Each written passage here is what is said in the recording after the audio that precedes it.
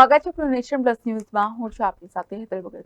છોટાઉદેપુર તાલુકાના એક ગામમાં લગ્ન પ્રસંગમાં ફાયરિંગ કરનાર શખ્સને કોર્ટે 7 વર્ષની કેદની સજા ફટકારી છે।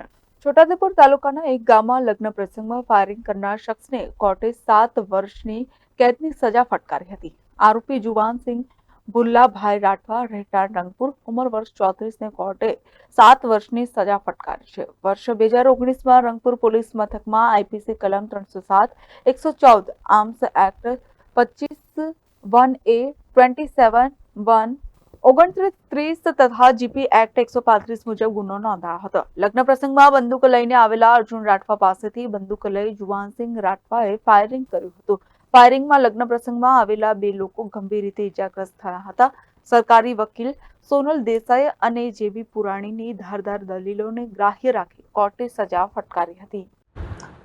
આજરોજ છોટાઉદેપુર પ્રિન્સિપલ ડિસ્ટ્રિક્ટ જજ સાહેબ શ્રી પરાસર સાહેબ નાઓએ આરોપી જુવાનસિંહ ભુલ્લા નાઓને 7 વર્ષની કેદની સજાનો હુકમ ફરવામાં આવ્યો છે।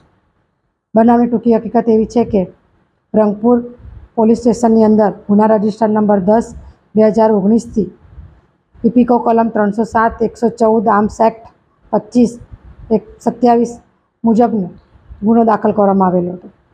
જે ગુનાના અનુસંધાને નામદાર કોર્ટની અંદર સાક્ષી પુરાવા લેવામાં આવ્યા। 27 જેવા દસ્તાવેજ પુરાવા રજૂ કરેલા હતા। 18 જેવા સાક્ષી પુરાવાની જુબાની લેવામાં આવી હતી।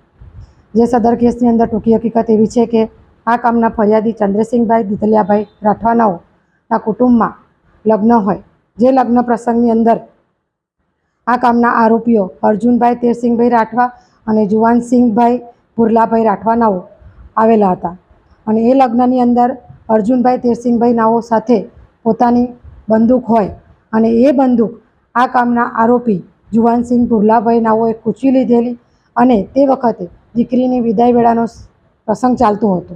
તે વખતે તેઓએ ફાયરિંગ કરેલું અને તે ફાયરિંગ નીચે જમીન ઉપર કરતાં આ કામના ફરિયાદીનાઓની બેનને ઈજાઓ થયેલી અને ગંભીર પ્રકારની ઈજાઓ એમને પહોંચાડેલી અને એની સાથેના બીજા સાહેબ હતા તેઓને પણ ઈજા થયેલી। એટલે આ બનાવમાં 2 જણને ગંભીર પ્રકારની ઈજા પડેલી, જેથી આ કેસ નામદાર કોર્ટમાં ચાલી જતા પુરવાર થતાં નામદાર સાહેબે 7 વર્ષની સજાનો હુકમ કરેલો છે।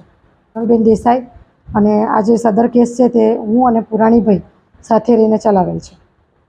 Rehan Patel, nation plus news. સમાચારોના સતત અપડેટ મેળવવા માટે અમારી નેશન પ્લસ ન્યૂઝની યુટ્યુબ ચેનલને સબસ્ક્રાઇબ કરો, બેલ આઇકન દબાવો અને જોડાયેલા રહો ફેસબુક, ઇન્સ્ટાગ્રામ અને ટ્વિટર પર।